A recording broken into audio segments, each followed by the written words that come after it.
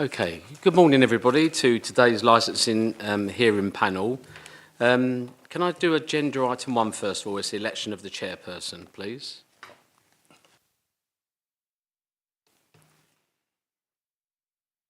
Seconded, because I seconded it. Thank you. Thanks very much for that. Is there any apologies for absence? No apologies? Okay. Can I agree the record of the... There is no record of the meeting to agree from the last one, is there, Nicola? So it's the record of the meeting for the 1st of October 2024. Can I agree that record? Agreed. Okay. I have no urgent matters by reason of special circumstances today. Are there any declarations of disclosable pecuniary interest or other significant interests at all? No. Okay. So I've got a green light flashing on my mic here, so that's why I keep looking at that here. We're going to go to, before I go to item 6, I've got our fourth member, Councillor Brake, here. And we would usually release Councillor Brake. Can I just ask the other two members whether they've got any interest or they know anyone on items 6 or 7?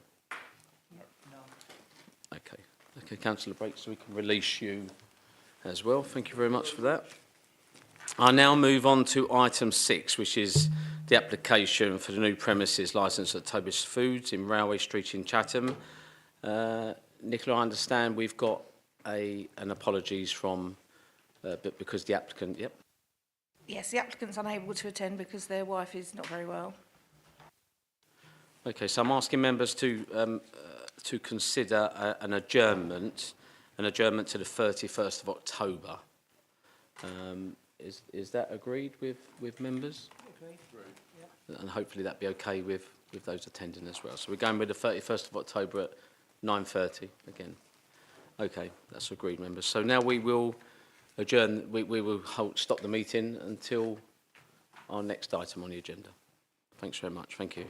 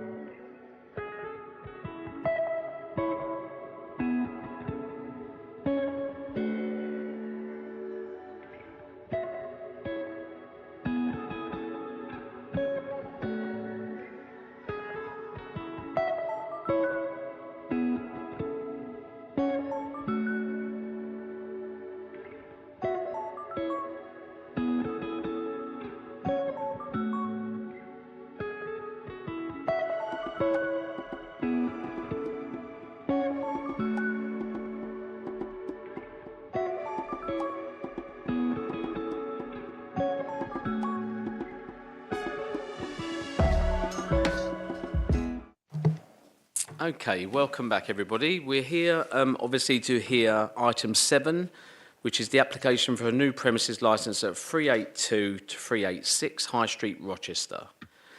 First of all, can we just go round and introduce ourselves, please? Hello, I'm Councillor A.D. Peake. Don't forget our mics, please, when we're Oh, doing it. sorry. Shall I do it again? Hello, I'm Councillor A.D. Peake. Chris. I'm Brian Fowler. I've made a representation. Thank you, Brian. Chris Webb. I'm here on behalf of the City of Rochester Society, who have submitted a representation. Thank you. Thank you. On the screen. Oh, hi, good morning, everybody. My name's Ian Rushton. I'm here on behalf of the applicant today. Thank you, Ian. Hi, this is Prasad.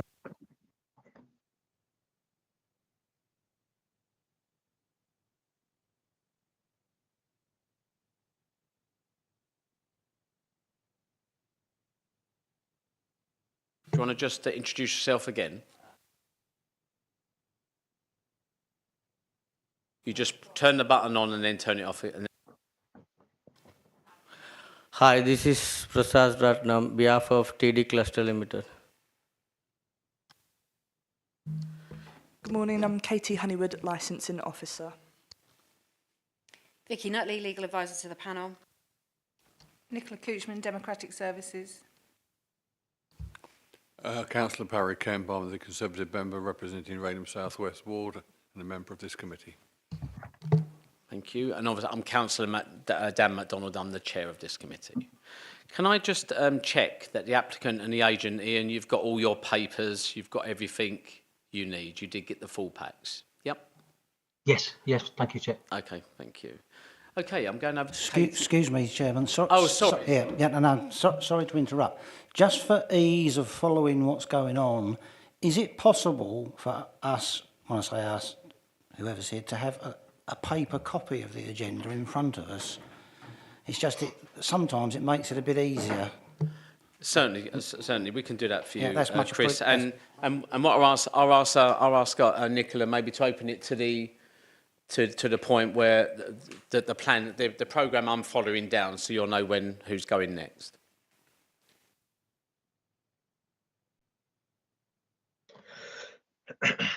Okay, thank you. And don't worry, I'll guide you through it as well as we go. Don't worry, Chris. Katie, would you like to introduce the case, please? Thank you, Chair. Good morning. On the 22nd of August 2024, an application was received from TD Cluster Limited for a premises licence at 382 to 386 High Street, Rochester. This application is for the sale by retail of alcohol as off sales only, Monday to Sunday, 8 a.m. to 11 p.m, with the additional hour to midnight on all bank holidays, Christmas Eve and New Year's Eve. The application includes the operating schedule, which details the conditions the applicant is offering to promote the licensing objectives. This applicant has submitted these as a separate document. A copy of the application, the operating schedule and the proposed licensing plan can be found on pages 55 to 73. The location of this premises is within an identified stress area. Therefore, an appendix of the Cumulative Impact Assessment called Chatham High Street and New Road Stress Area can be found as Appendix B of this report. This is from page 75 to 77. During the consultation period, we received representations from a member of public. Their representation can be found on page 79. Pathways to Independence. Their representation can be found on pages 81 to 84. The City of Rochester Society, their representation can be found on page 85. And Intra-Community Trust, their representation can be found on page 87. Trading Standards have agreed the addition of a condition in relating to protection of children from harm. This can be found on page 89 to 90. Kent Police have also agreed a set of conditions in relation to the prevention of crime and disorder objective. This can be found on pages 91 to 95. On the 7th of October, we received evidence that an email had been sent by a member of public within the prescribed consultation period. This representation is in support of the application and can be found on page 5 of the supplementary agenda item. The agent for the premises licence holder submitted some further supplementary documents. This includes photographs of the premises. They also have a video of the interior of the premises should the panel wish to view it. This was circulated via email this morning. The documents can be found in supplementary agenda as item 1 and 2. It's for the panel to decide on the appropriate action for this application, taking into account all of the evidence brought to your attention, both written and oral, Medway's statement of licensing policy, the Licensing Act 2003 and its associated guidance. The panel can decide to grant the licence as applied for, amend the application, for example, changing the hours, adding or amending the conditions, refusing the application. Thank you. Thank you very much, Katie. Can I just check with members who have seen the video? Have the directors not seen the video? Have you seen it? So has everyone seen the video here today? We don't need to look at that again. Okay. Ian, I presume are you putting the case over for the applicant? Yes, I will be, Chair. Okay, over to you then. Okay, thank you. I'll try to keep this reasonably short and sweet. So as you've heard, this is a brand new business, and the site, which has been empty for a little while, has been fully refurbished to an exceptionally high standard as a new general convenience store.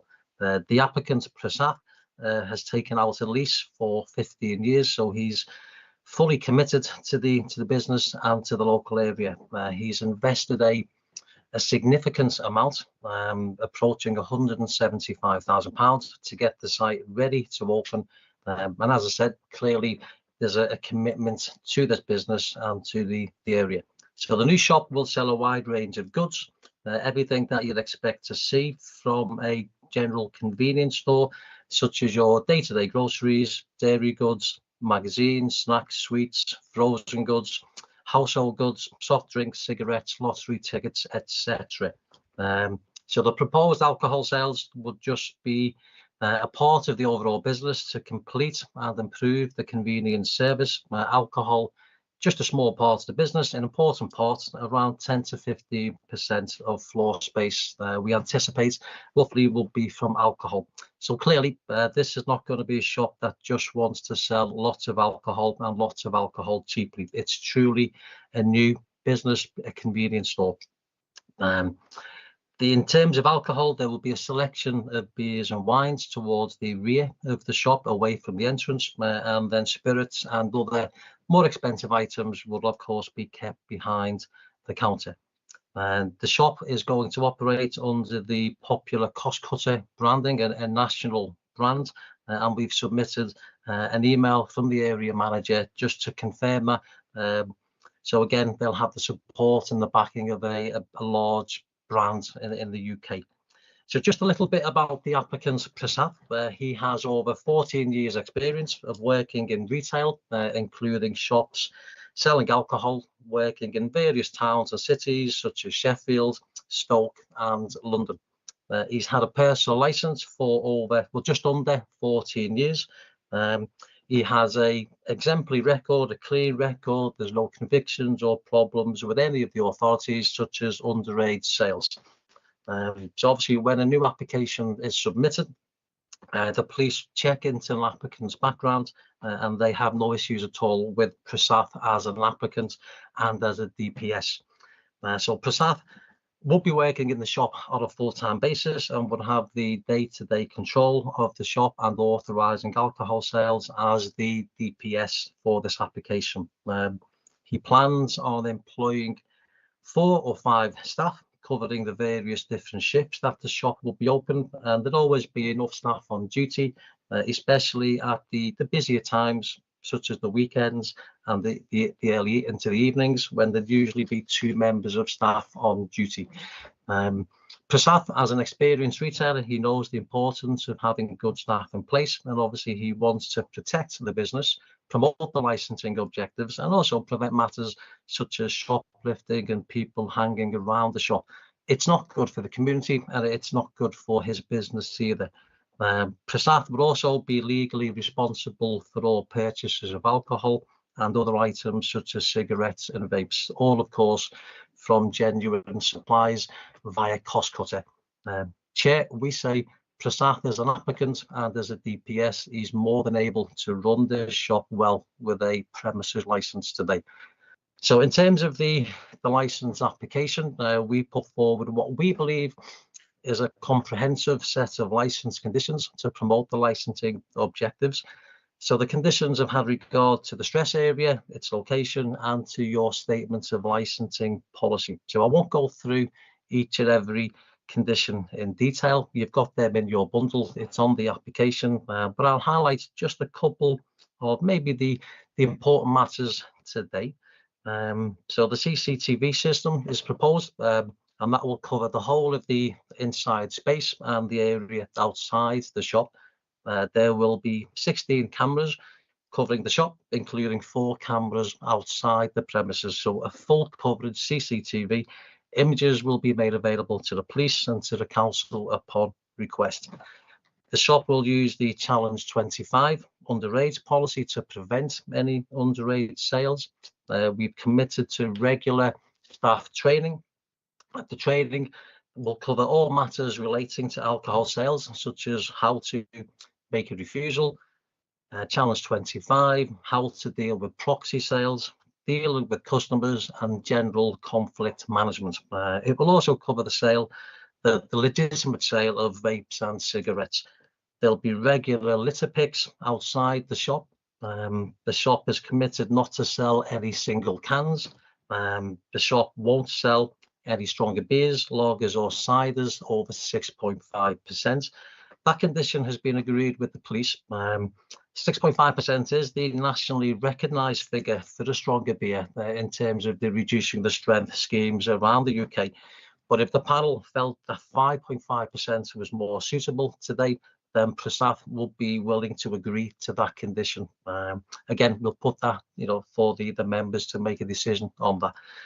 We say, Chair, the conditions, they are comprehensive, and importantly, they've been accepted by each and every one of your responsible authorities. We've submitted some examples and documents of the type of training and the records that will be kept in the shop, and we'll ask you to consider those documents when you deliberate today. So in terms of the outcome of the consultation period, it does speak volumes and is important today that none of the responsible authorities have objected to this application. I think in particular the police are crucial. They're your main and your primary source of information on local crime and disorder. During the 28 days, we fully engaged with the police. We had some positive dialogue with them. The police are satisfied that this licence can be granted subject to the detailed set of conditions which have been agreed. So again, we'd like to highlight that is significant today, that the police are happy that this application can be approved. Just to confirm for the record today, that all of the other authorities, such as training standards, who we agreed the extra condition with, the licensing authority itself, environmental health, safeguarding and public health, all haven't made any objections to this application. There's also no objections from the local councillors for the area that I believe. So in terms of the objections, there is also the supporting objection from a local business owner at the Rams Micropub, who says that he welcomes the new business to the area. We do note the concerns of the objectors, and Prasad, well, certainly on behalf of Prasad, he wants to try to reassure them that this shop will be very well run if it's granted a licence today. We've looked to provide the objectors with further details about the application and the conditions, and there's a copy of my letter to them, which was emailed in your bundle today. We'd ask you to consider the contents of that letter when you make your deliberations today, because it confirms pretty much a lot of what we say today. Obviously, you'll hear from the objectors shortly. I think in general, there seems to be a concern that the new shop would cause or could increase antisocial behaviour if a licence is granted. We say that the proposed licence conditions the fact that all of the authorities are satisfied with the conditions, and also for that experience should provide some reassurance to them that the shop will be well run if it's granted the licence. Prasad is a responsible person. He's a responsible and experienced operator.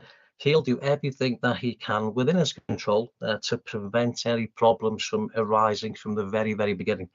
So, for example, if anybody did begin to hang around the shop, they'll be asked to move on quickly and firmly. Steps are in place to prevent any underage sales. The shop isn't going to sell any single cans. They're not going to sell stronger beers. So he is doing everything that he can to overcome the concerns from the objectors. Litter is mentioned in the representation several times. And again, as part of the application, we have already proposed conditions such as regular litter checks outside the shop, and also putting notices up telling people not to drop litter. Chair, we say they're reasonable and they're proportionate conditions today. There are some matters within the representations. You'll be aware of this, that matters such as the needs for a new licence isn't a relevant consideration today. Chair, finally, before we take any questions, we say this application is a strong one. We say it clearly promotes the licensing objectives, and we'd ask you to grant the application as applied for today. Thanks, Chair. Thank you, Ian. I'll go over to ask the objectors. Chris or Brian, who would like to go first? Brian? Thank you very much indeed, Ian. And it's very nice that you have responded to so many aspects of what objectors have said. I will be returning to the issue of selling alcohol of an ABV of 6.5. So I would ask you the question at the outset: would you be prepared to accept at the outset that the upper limit of 5.5 be acceptable? There are precedents for an upper limit of 5.5 in the intra area and nearby. So, for example, there are two other off licences in the High Street area. I call it the intra, and by the intra I mean from Star Hill, Rochester, up until Medway Street, which is going towards Chatham Town Centre just before B&M, whom I'm also going to quote actually in a minute. But there are two off licences that have agreed to accept that 5.5 is the maximum alcohol.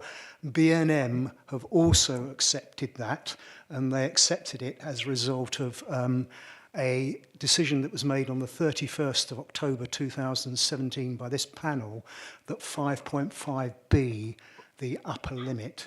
Now, that is the majority of sales that take place for beer, lagers and ciders. So would you be prepared to accept 5.5 at the outset, would be my question. Sorry it's long-winded, but that's my question. Yeah. I've spoken to Prasad. I mean, we originally proposed 6.5. Certainly in my experience, that is the nationally recognised figure.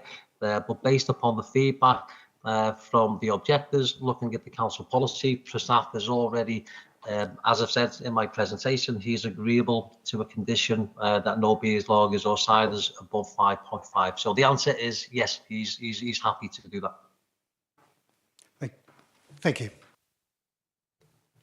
Chris. Yes, thank you, Chairman. Thank you, Ian, for what you've told everybody. I think, as Brian has said, he's probably answered a number of points. I've got one or two things I just want to ask. That they're practical questions, really, because that is important in a premises of this nature. You've explained to us in some detail what the applicant will be doing to comply with the objectives. In terms of who will physically be serving the public, you've explained about the applicant's licensing qualifications. In terms of the other staff in the shop, what sort of experience or qualifications are they going to have? Okay, thank you for the question. In terms of the staff, as I mentioned, there'll be four to five staff who will be working in the shop selling alcohol. Each member of staff, before any alcohol can be sold, will be authorised to sell alcohol. Prior to being authorised, they will receive training. The training will either be done by me online or by staff in person, or a combination of both. And the training documents that we've submitted will cover everything that you'd expect to see about how to refuse alcohol sales, how to log a refusal, proxy sales, issues to be aware of about proxy sales, and how people may come into the shop with a couple of pennies and pound coins, checking the CCTV. So basically every member of staff who is selling alcohol will be authorised and trained prior to selling any alcohol at all. The training that we provide will also cover the sale of vapes, the sale of cigarettes. Certainly vapes is becoming a more common issue around the country. All steps will be in place. We have submitted some documents to the committee about the types of training. Each member of staff will be trained. They'll be given a little quiz to answer. There'll be records kept, and that training will be refreshed regularly, and all the records will be kept available in the shop. So from Prasat's point of view, he understands he'll be the DPS. So the DPS is the person with the personal license. They've been vetted, they've been DBS checked, so he'll be responsible for the sale of alcohol. And then any person who sells alcohol under his license, and obviously with his investments, he wants to make sure that this business runs well, including having good, experienced, knowledgeable staff to make sure that they don't cause any issues in terms of underage sales. So I think from Prasat's point of view, it's important that he trains the staff with my support, and that those records are kept regularly updated and available. Yep, thank you for that. I was interested to hear you saying that, I think you referred to it as floor space. Apologies if I'm wrong. I was interested in the point of view. Are you saying that, as far as you can tell, 15 to 20% of the sales of the shop will be alcohol? Is that what it's hard to? It's hard to know the exact sales until the shop actually is open and is able to sell alcohol. But roughly the floor space, in terms of the floor plan, it's around 15% space, probably a little bit less. It's hard to know the exact amount of sales until the shop opens. The alcohol sales are important because it just offers healthy competition. So, for example, if customers want to buy a loaf and some wine, they're going to go to one shop. They're not going to go to two separate shops to buy different goods. So really, the alcohol sales is just to supplement and provide the full convenience service. It's clearly, if you look at the submitted floor plan, there's not an extensive amount of alcohol. The vast majority of goods in the shop are your day-to-day groceries and everything else. And there's a beer and wine chiller, there's some spirits behind the counter and some wines.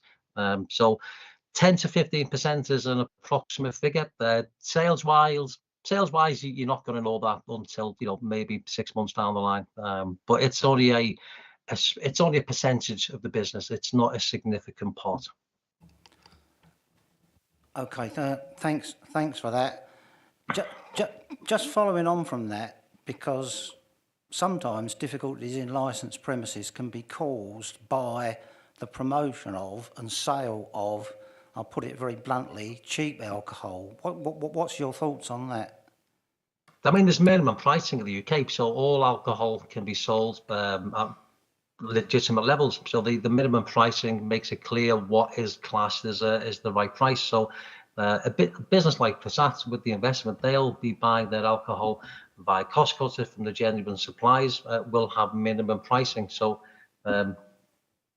there will be the occasional special offer, maybe at different times of the year, but in terms of cheap, it won't be cheap in so many ways in terms of complying with the minimum pricing requirements in the UK.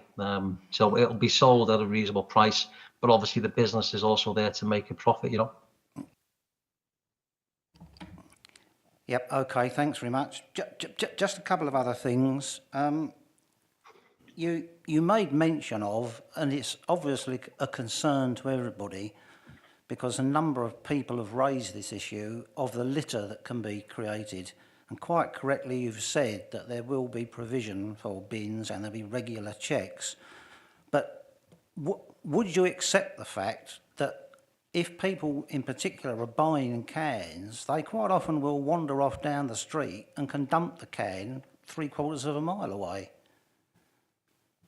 Yes, I accept that. Yeah. I mean, litter is a particular bugbear of mine. I mean, in terms of any business, they can only do what's kind of the expectations within their control. So they can have litter bins, they have the posters up, their staff will do regular litter checks. They don't want any litter, certainly around their business and in the immediate area. But if I buy a loaf of bread or a can of beer and I walk half a mile away, that's my individual responsibility. It's not any business's responsibility for that. The business is responsible. They will do everything that they can to make sure that their shop and their environment is clear. They don't want bottles or cans or sweet wrappers outside their business because it doesn't look good.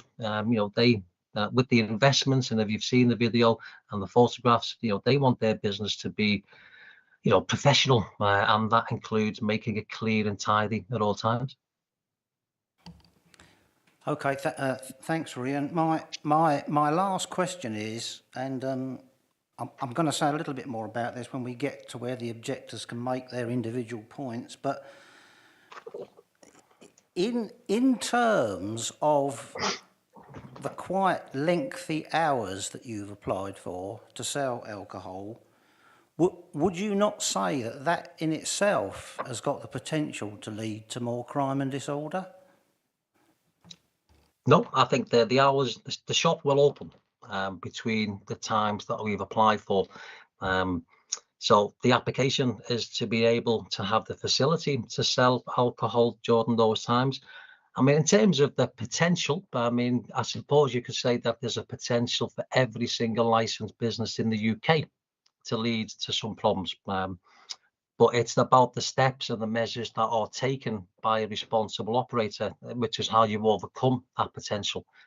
So again, in terms of this application, there's a comprehensive set of measures, and I think it's important to highlight in terms of that question that the police have agreed to those conditions. So they're satisfied that the steps that we proposed will overcome and promote the prevention of crime and disorder objective.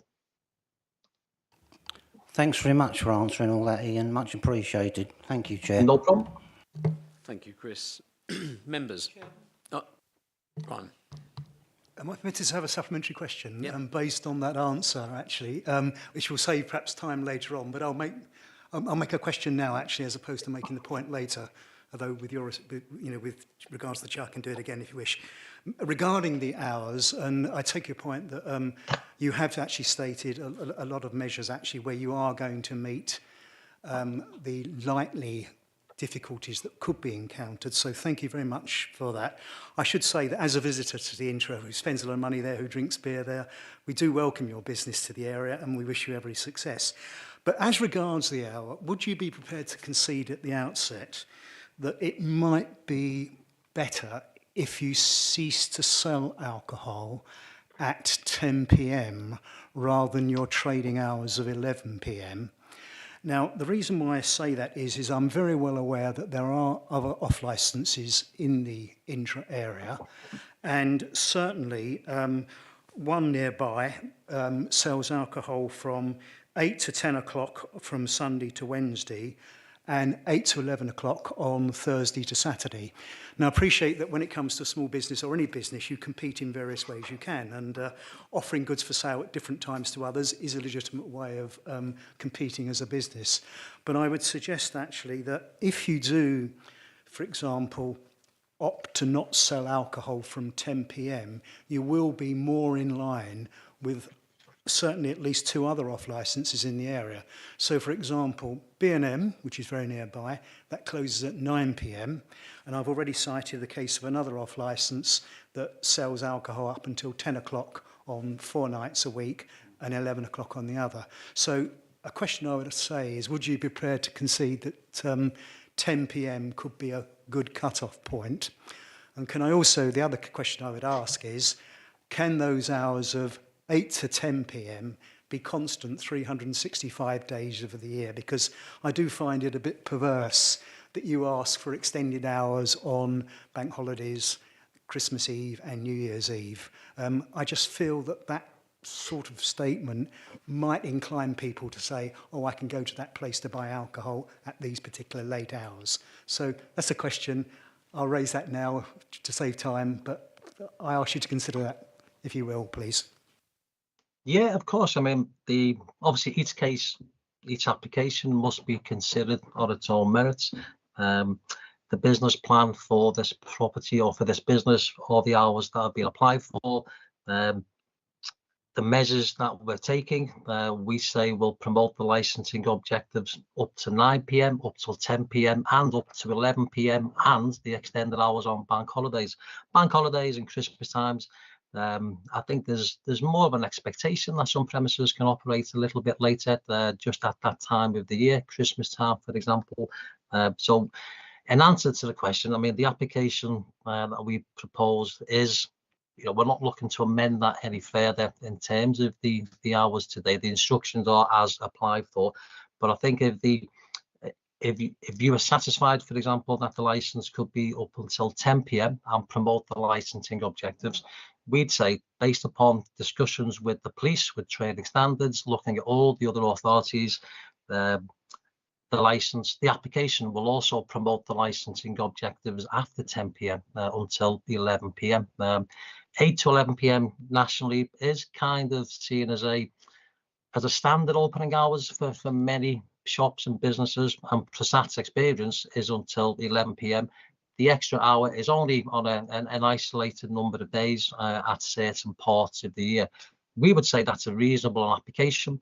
If, I haven't mentioned the review process yet. I was going to leave that until we summarise. But obviously, if you find problems with any licensed premises, including this one, if it's granted a licence in the future, then you've got the course of action to take by reviewing the licence, by logging a complaint.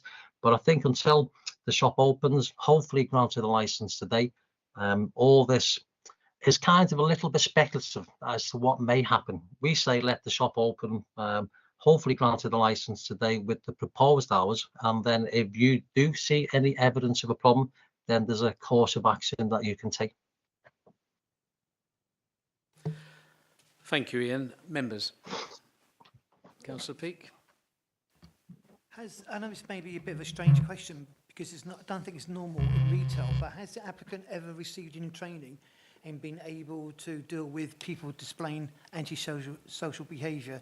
It is quite a concern on these documents and in that particular area. That is why I asked the question. Yes, I mean, Prasad has over 14 years experience. He's worked in city centres in Sheffield. He's worked in Stoke-on-Trent. I've given Prasad some personal training over the years. With his other shops where he's worked in, he has a personal licence for over 14 years. So he's certainly got all the qualification or the experience that you would expect to see an operator coming into your location. I think the investments that he's made to turn this empty shop kind of demonstrates his commitment to the area. He does not want to cause any issues in the area. This is a big business opportunity for him. He's making the big investments. In terms of training, well, he's got the experience. I've given him some training. And the documentation that we've submitted is pretty comprehensive, covering all matters such as how to deal with property sales, how to deal with street drinkers, how to politely but firmly deal with people. And I think it's important to highlight today, in terms of when the shop is ready to open, this week, they will start off from the very, very beginning strong. They're not going to let any people come in or be served or hang around the shop from the very beginning. The training that we will provide and continue to provide will make sure that the staff and Prasad, they know how to deal with this from the very, very beginning to send out the right message. They don't want anybody coming in or beginning to hang around. They will start off strong from the very, very beginning. In your answer, you said about how to talk to people. That's important. So I know from personal experience the training you can have dealing with alcoholics and being able to contain and diffuse the situation. not only very good for the premises, but also for the safety of the applicant. It's very specific training. I work in mental health, not normally other training you get in retail, but I would recommend that very specific training in dealing with people that can be verbally and potentially physically aggressive and can do you damage, because it can make literally all the difference if you know how to deal with that situation. So I would urge that very specific training that you can get, yeah. Yeah, and I know that. I mean, that's a good point. I mean, one of the conditions that we've offered at the beginning of the process in terms of street drinkers. You know, any person that's recognised as a street drinker will not be served alcohol. So as you've said, it's important to make sure that, you know, that can be explained professionally, calmly, and also firmly to make sure that that message is sent out from the very beginning. But yeah, I do take on board that point. Councillor Kemp. Thank you, Chair. No, all the questions I've had have already been answered. Thank you. Thank you. Ian, and the applicant, obviously, I just want to have clarity, because you started off your presentation saying that it was 10 to 15% the floor space, and then I know you haven't gone above that, so I'm not going to.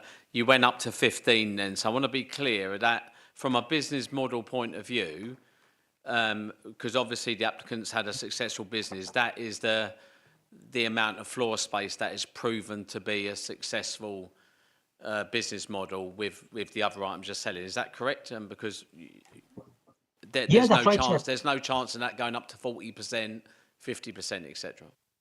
No, I mean, in terms of the floor plan, Chair, I mean, again, subject to the outcome today, if there was any plans to extend the premises or to add in, you know, 5 lots of beer chillers, you'd have to pretty much make a minor variation application and submit that to the council. The floor plan as submitted is how the premises currently looks. You know, so, you know, we've submitted some photographs, some videos, you know, but Prasad is not looking to suddenly change this convenience store into an off license per se. The alcohol sales are just a small part of the business, and the floor plan, we think, demonstrates that. The previous shops that he's had have all been convenience stores with a small 10 to 15% alcohol offering, and that's not looking, that won't change here, and the floor plan shows you that as well. Yeah, and I know we can call them in for the variations, etc. I suppose I'm just saying you've confirmed it is a business model that works around that 10 to 15% of sales. Yes, a proven business model. And also just on that point, Chair, just in terms of the application, this is going to become a cost cutter store. So if you look around the country, cost cutters, they have a full general convenience serving available, and that includes a small amount of alcohol. So they've got cost cutter, you know, behind them as well. This is not going to become a 60-70% alcohol shop. It's truly a convenience store. That's the business model, and cost cutter. They confirm that. There's an email from the area manager which just says they'd like to be able to offer some alcohol alongside everything else. Thank you, Ian. And obviously, I know the applicant's got experience in Stoke-on-Trent and Sheffield, and you know, although they're lovely places, Rochester is quite different as well. You know, this is going to be in a conservation area. Can I touch back on the hours again? Am I correct in saying your answer to the objectors just a moment ago is that you're not against a varying of hours if that would be the decision? I'm not saying it is. If that was the decision, you're not. Are you fighting back on that, Ian, and you're the applicant, or are you saying that you feel the hours that are currently there are correct? Yeah, no, sorry, Chair. You know, hopefully there was no confusion. The submitted hours are 8 a.m. to 11 p.m. and the extra on bank holidays, they are the instructed hours that we'd like you to consider today. I think in terms of the proposal, if you look at the evidence from all of the authorities, in particular the local police, they've agreed those hours. So from our point of view, we'd ask you to consider those hours, and I think coupled with all the steps and the fact that all the authorities are satisfied, they will be a reasonable outcome today. Thanks, Ian. And for a point of clarity, you did put the points across pretty clearly, but you have had some questions, so it's just making sure that myself and the members are clear. You did give a degree of flexibility though when you was asked by the objector. Is that correct? Because you was when the objector was asking you, when the objector was saying to you about other offer licences nearby, about those flexibility areas, was you giving way to a bit of flexibility or not? In all honesty, Chair, not really. I think what I was trying to say, I think the objector was kind of suggesting that maybe a 10 p.m. closing time would be better. My point was I was trying to make the point that if he felt that the licensing objectives would be promoted up until 10 p.m., that would be great. We feel the licensing objectives would also be promoted later than that until 11 p.m. and then the extra isolated days. So the application that we'll ask you to consider are the hours that are submitted and have been agreed by the police. Thank you, Ian. And the strength of alcohol, the lagers, etc. There was definitely an agreement from you. If this committee felt it needed to go down to 5.5, then you wouldn't fight against that. Is that correct? Yes, that's right. Yeah, I mean, I said the reason we submitted 6.5 is nationally that is accepted as a stronger beer, but Prasath is happy to agree. If you feel that's appropriate today, he would not fight against 5.5. Okay, and just finally, I suppose for you and you'll probably answer it for the applicant. It's just, I know you should, Ian, but it's about understanding why we have a stress area in this part of where the application is. And whether you've looked at that and you feel you fully complied with regards to our concerns about the stress area and why we have that in place? I think we have, Chair. I mean, we've engaged fully positive dialogue with the police during the 28 days. We've had some discussions. We've had regular email correspondence. I've looked at the stress policy. And I think pretty much, looking at, I've got the policy in front of me here, looking at CCTV to the satisfaction of the police, challenge 25, staffing levels, glazing policies, etc., no sale of single cans, monitoring litter. I think the application promotes the licensing objectives. And I think the fact that we've reached the agreement with the police, all of your other authorities are agreeable to a license being granted. I think that's enough evidence to say that we have, Prasath has certainly looked at the policy and has submitted a strong application. So the answer to the question, Chair, yes, we do believe we have met the criteria. We've had regard to the full policy and we've had the dialogue with the authorities during the consultation. Thanks, Ian. I think it's not just so much the policy, I think it is about understanding why we have quite a lot of objectors' concerns because of the area that the shop is going to be in and the importance of the area. I'm just saying, from what you're saying, I get that you understand that the concerns are relevant and that, why we have that stress area in place and why we want it to be, the premises to be of good standard and run by well-trained staff. Yeah, clearly. I mean, Prasath, we've had that discussion previously, and we completely understand the reasons why people have made their representations. They're all genuine people. They've got the interest of the city at heart or the town at heart. But I think it's also important to hopefully recognise that businesses also need to survive. And if the business submits a detailed licence application, we would say let them trade, let them have a license, and then if there is any evidence of a problem, then action can be taken. But certainly Prasath is aware of some of the issues around street drinking, around people that may cause antisocial behaviour. He has had experience of working in Sheffield city centre, which has similar issues. I think most cities and towns have similar types of issues. It's just the degree. But certainly his experience is there. He understands the reasons why the four objectors have made their representations, their genuine concerns. They've asked some good questions today. But I think if they look at the applicants, the application, hopefully you and the objectors may be more reassured today that this licence if granted, would promote the objectives. And just thank you. And just finally, the impact on the business if the license isn't granted, because it's a food business as well. Obviously, cost cutter. So what's the impact?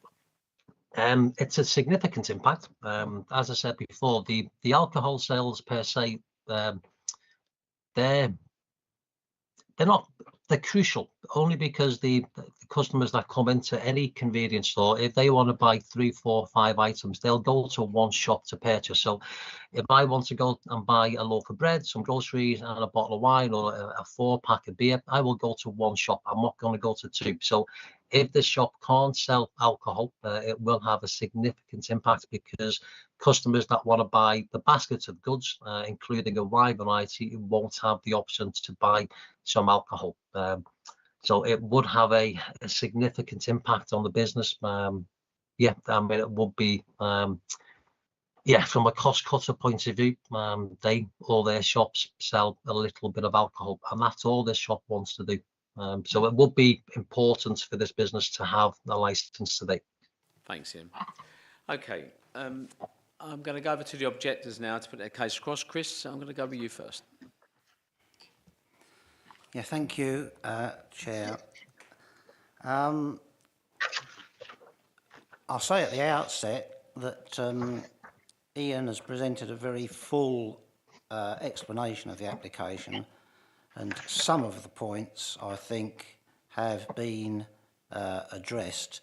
But nevertheless, because I'm here on behalf of the City of Rochester Society, who meet regularly to look at planning and licensing applications, and we have formed a view, which is the view that we submitted as a society. So I will just briefly read that out because it would be remiss of me, and I'd probably be criticised by the other members if I didn't, so bear with me. But I will stress, I think some of the points, and I'll say that some, may well have been addressed. Okay. The application seeks to sell alcohol between 0800 and 2300 7 days a week. Bank holidays, Christmas Eve, New Year's Eve is until midnight.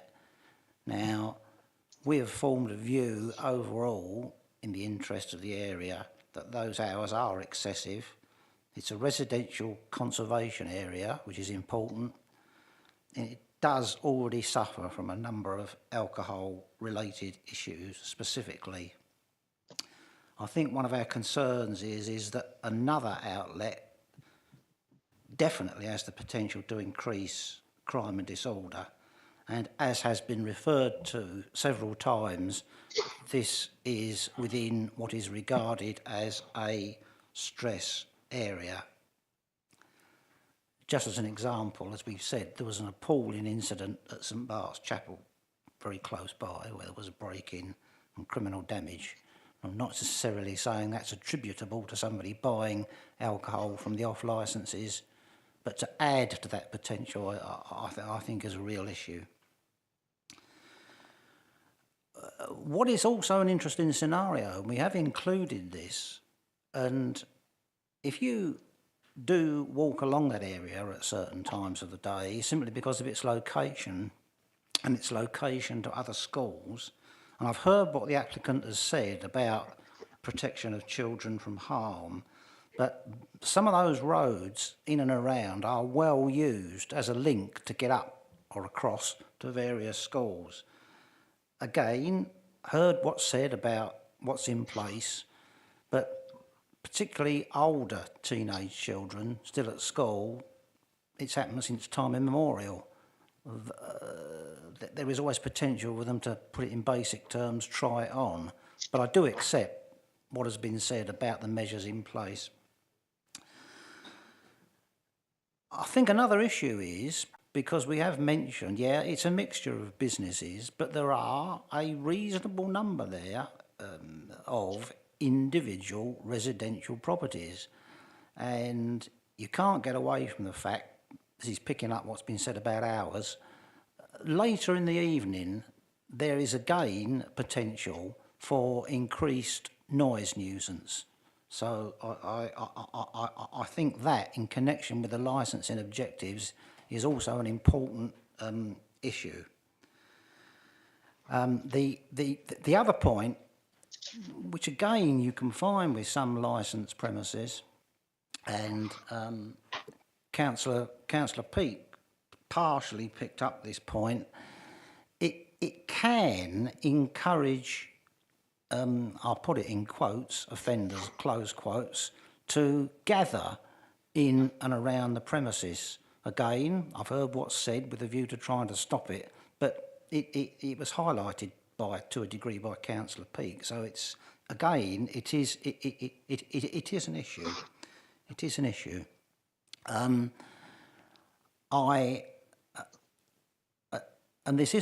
this genuinely isn't a flippant comment, because I completely accept what the applicant has said, and he's presented the case very well. And understandably, if I was in his shoes, I'd make the same point. But he's stressed that the police have not raised an objection. All I would say is, okay, but the police don't actually live there. I think on balance, we as a society feel that if a premises licence were to be granted, we think the hours of sale should be cut down quite severely. And as we put in our representation, we say it should be 11 a.m. to 6 p.m, 7 days a week across the year. And we also go with, again, it's been referred to, a maximum sale of alcohol of 5.5 ABV. Thank you, Chair. Thank you, Chris. Ian, are you okay to hear from both objectors? Then you can come back and ask questions, or do you want to do it singly? No, I think it makes more sense to do both together. Yeah. Okay, thank you. Brian. Well, thank you very much indeed, and thank you for explaining how you are going to meet the constraints that are required of you as a result of this being a stress area. I think it's very important that there are hearings such as this when it comes to issues of people applying for premises licenses in areas such as stress areas or cumulative impact policy, because we do have a cumulative impact policy adjacent to the stress area. We have a stress area policy in respect of this. It's very important. It's been hard achieved through a lot of consultation with members of the public, with businesses, with council officers and with the police. And our cumulative impact policy in Medway has been in place since 2017, and it's quite right that we abide by our cumulative impact policy and our stress area policy.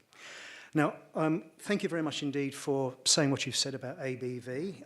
I think the agreement reached is a correct one, so I'm not going to say very much more, because I just had mentioned about the hours of trading. I'm here as an individual, and I did say originally that I thought that the hours should be much shorter. As regards recommended hours for premises, in its statement about stress areas, Medway Council makes a recommendation. It's not a mandatory comment, makes a recommendation, and this is in its policies, that the hours of application for off-licence premises are recommended to be 9 to 11 o'clock, 9 a.m. to 11 o'clock. Now, I appreciate this puts us in an area of flexibility, which I think is what was intended. So going back to what I've originally said, that, yeah, I can accept how it would be reasonable if, for example, we had a licence granted for the hours of 8 a.m, because that's what other people have. And I can actually see how there would be problems, perhaps to the applicant, if a person will go into their shop and you'll be refusing them alcohol at 10 o'clock, 10 p.m. at night, and you've got somebody in your shop that might be proving rather obstreperous. So I can see how that might present a problem to you. So I would ask, actually, really, finally, from my perspective, and mine's an individual perspective, an individual who visits the area, who litter picks in the area. Very pleased to hear you say about litter picking, by the way, because that is something that we do voluntarily once a week amongst community members on a Saturday morning, first Saturday every month. We are there picking up litter. I would just ask that that councillors consider that the hours of being able to offer licences are perhaps 8 a.m. till 11 p.m, 365 days a year, and not the higher rate for bank holidays, Christmas Eve and New Year's Eve. So thank you very much indeed for listening to me. Thanks, Brian. Ian, would you like to come back? Okay, well, I'll obviously summarise shortly. Just a couple of pretty brief questions, really. I mean, I suppose it's to both of the guys there today. I mean, hopefully, well, the question will be, do the proposed conditions provide, and what they've heard today, provide any reassurance from their original objection? Chris or Brian? You have directly addressed the issue of alcohol by volume sales, so thank you very much indeed for that. I believe that you have addressed the licensing objectives. I'm just asking for a little bit more concession on an issue. But yes, you have carefully considered things. And as I said before, I am very pleased that our councillors are very aware of the importance of cumulative impact policies and stress areas. Thank you. Chris? Yeah, thank you, Chair. Thanks, Ian. As I said at the outset, I think I'm content that a number of the issues have been covered. I think to try and keep this short, in summary, as I did say, our view is that the maximum ABV should be 5.5, but that doesn't seem to have been, without preempting anything, too much of a sticking point. But I have to say, for all the various reasons that we've been going through, we as a society are still concerned about these opening hours, and we feel they should be quite severely reduced. Thank you. Ian, any more questions for the objectors? Or? No, thanks, Chair. I think that's fine. Okay, so I'm going to go over to anything for the objectors from you guys? Okay. Ian, I'm going to ask you, do you want to just sum up briefly? Anything to add? Yeah, thank you, Chair. Very quickly, Chair, I mean, I will summarise. We say this is a strong application. It's a good application. We proposed comprehensive set of licence conditions which have been agreed. There's no objections from any of the authorities, including the police, and obviously I've repeated that quite a lot because we all know how important the police are with a new licence application in a stress area. So we'd ask you to give the fact that none of the authorities have objected considerable weight today. The applicant has a proven track record. He has a lot of experience. He's had a personal licence for nearly 14 years. He's invested a significant amount in this business. It will become a popular cost cutter business. We say that should give you the confidence in the applicant that this new shop will be well run with a premises license today. Just to touch upon a couple of the points that were mentioned about the potential for maybe teenagers to buy alcohol. I have teenagers. They will always try. You know, no one can ever say that a teenager or a younger person isn't going to try to buy a vape or alcohol. What's important is that the business or the shop or the pub or the bistro has the right measures in place. This shop is committed to Challenge 25 to prevent underage sales, and your trading standards team have agreed the conditions. They are sensible and proportionate conditions to prevent underage sales. The shop is unlikely to attract lots of new people to the area in general. It will serve the existing community and the visitors to the area. It's not going to attract, you know, hundreds of people just because it sells some extra alcohol. It is going to serve the local people and the local community. As you know, your decision is evidence-based today. And in terms of this application, we say there's no specific evidence to say that this shop is going to cause or undermine the licensing objectives, and that's crucial today. I've mentioned the review procedure. Everybody will be aware of that in your area. If something does go wrong with any licensed premises or if there's any problems or complaints, then action can be taken. But we say the right decision today, based upon everything that's been documented, the photographs, the videos, what you've heard from the applicants, via me today.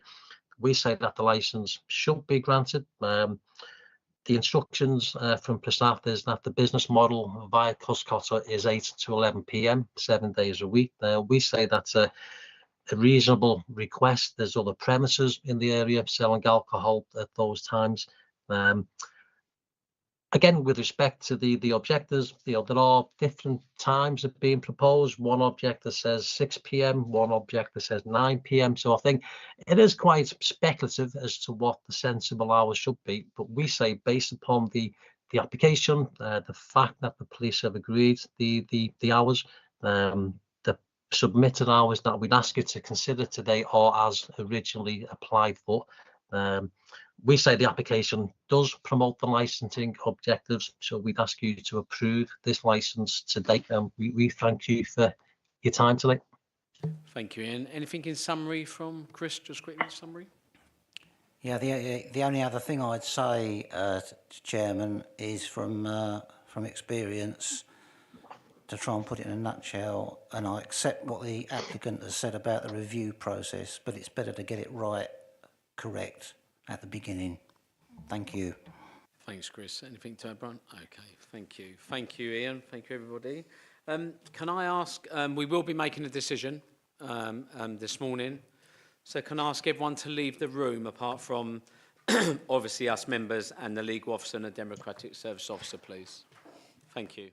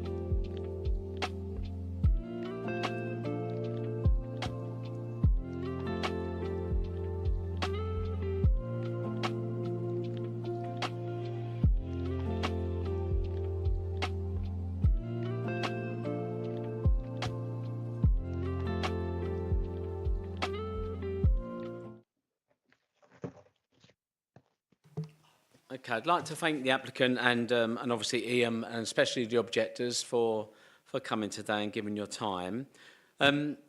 We have discussed it. The members have agreed the application with the suggested conditions that are already in there with some slight amendments. And they are as follows.